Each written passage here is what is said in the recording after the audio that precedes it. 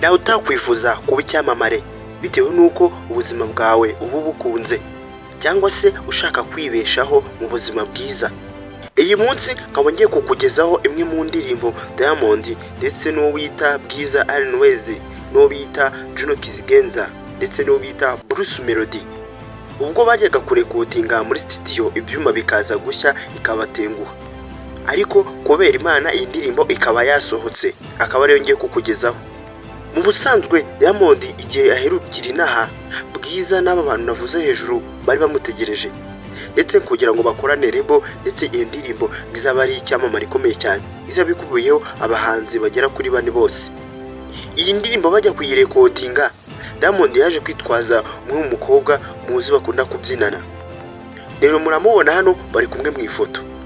Uyu mukobwa ni nk'agashya kuri Diamond kubera ko yaje ubwa mbere ari nk'umubyinnyi, bihinduka abaye bouncer amuha akazi. Diamond ikintu yamukundiye nuko ngo yabonye afite amaso, afite ukuntu areba n'igihagararo, abona yamurindira umutekano. Nkaba ngiye kukugezaho uburyo bano bantu bababaye cyane ndetse na Diamond arababara cyane kubera ko iyo ndirimbo yatashe atayirekodinze, biba ngombwa akagaruka ariko mu buryo bw'ibanga. Ngaho tega amatwi wumve uko byagenze nuko byarangiye n'icyabiteye n'uburyo byatangiyemo.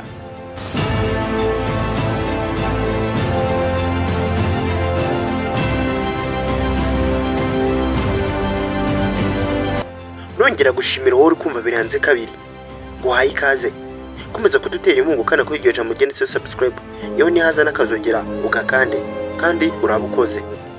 Mu busanzwe Diamond ni icyamamare, nibyo wabyumvishe neza, ni icyamamare kandi isi yose iramuzi, yewe ku mugabane w'Uburayi ndetse no muri Afurika arakomeye cyane bitewe n'ibikorwa remezo agenda akora bya buri munsi. Akora neza ndetse anaririmba neza, akagira n'ijwi ryiza. Kubera icyo agira ijwi ryiza, impamvu nuko uyu mwana cyangwa se uyu musore yakuze neza kandi yaje gukurira no mu muryango ukize, ufite amafaranga kandi wifashije. Ubwo rero nawe mu gukura kwe yagiye ashinga imizi mu kirenge cya se na nyina. Umusanzwe ni Umutanzania. Diamond mu gihugu cy'iwabo afatwa nk'umwami kuko imigabane afite, imwe mu bikorwa remezo biri hariya myinshi cyane. Gukorana nawe n'indirimbo yewe uba ukomeye cyane kubera ko uyu muhungu arakaze, ari no mu mukazi. Iminsi ishize yaje guhuza mu gihugu cy'u Rwanda, twatunguwe no kumva ashaka kuzana indege, yewe ngayigurutse ku kirere cyacu arwe hano maze azakorere show hano. Ntago byaje kugenda neza kuko baramwangiye bitewe n'ukuntu ayubaha igihugu cyacu, yaje nibisanzwe atega nk'abandi, ariko mu kuza kwe ntago ari gusa, ntago yari rebo gusa cyangwa se gucuranga cyangwa kubyinira abantu. Oya, wabyumvishe nabi. Uyu musore ngo ni Diamond mu kuza muri iki gihugu cy'u Rwanda, igihe yaje mu birori yarazanwe n'abantu bagera kuri 4 kuko bari bafitanye gahunda ikomeye cyane yo gusohora indirimbo y'icyitegererezo. Iyi ndirimbo ngo irizitwa Afrika, n'irindi jambo nanze kubabwira kugira mudahita mumenye yariyo. Gusa ubu uyu munsi ngo bajye kukugezaho bimwe mu bibazo bahuriye nabo bakigera muri studio. Mu busanzwe studio iyo iri bukorerwemo cyangwa iri recordingwemo indirimbo itungwanwa kare, siko byabagendekeye. Ubwo binjiraga basanze ibyuma bijimije, producer ngo banasanze yanyweye akantu, ariko barabyihanganiye bagira ati ni ibintu bisanzwe. Baje gucana ibyuma babaje kubicana, producer baramusobanura uburyo mirongo irabimeze. Bakoze igitero cya mbere kirarangira, ndetse abantu bari muri iki cyumba n'abantu bagera kuri 4. Uwo bita Bwiza Always, Bruce Melody ndetse n'uwo bita Juno Kizigenza. Undi we yarabafashaga mu gutunganya amajwi, ariko kubera iki ibintu bitagenze neza wakwibaza impamvu. Ubwo bamaraga gukora igice cya mbere kirangiye, hashizwe iminota nk'igera kuri 25 barimo guhimba ikindi gice cya kabiri uburyo bagiye kugikoramo imirya na sound bari bukoreshe. Diamond yari ari aho atuje nk'umuntu umenyera muri studio baganira banitamo. Gusa hashize indi minota nk'itatu ibyuma byaje kuzima. Gusa nubwo byazimye igice cya mbere cyari cyarangiye, ruguru ntabivuze wabyumvishe. Gusa ibyuma bimaze kuzima bagira ngo ni ibisanzwe n'umuriro ugiye. Ntago ari umuriro wari ugiye, ahubwo byari bikoze sirikwe. Ibyuma byahise bishya, iyi ndirimbo irimo. Ushobora kwibaza ngo iyi ndirimbo yarasohotse byagenze gute?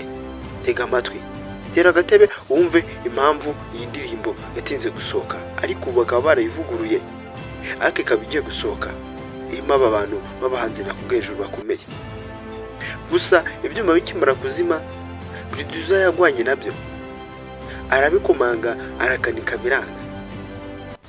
Kimwe mu cyuma kirekodinga nicyo cyari kiri gukora, gusa mashini n'ibindi byuma byose byari byarangiye. Bagize ubwoba, baravuga ati none Satani dusanze muri studio. Gusa n'ubwa mbere Diamond byari bimubayeho, niyo mpamvu nakuzaniye iyi nkuru. Umenye ko hari igihe Satani akuzira akaba yaguteza abantu. Barumiwe, bakoresheje uburyo ki bakoresha ibindi byuma babitiye ku producer, ariko system zari ziri muri studio ziba zitandukanye n'ahantu bari bagiye gutira. Bahise bafata umwanzuro yuko iyi rebo cyangwa se iyi recording bayihagarika bakazasukura.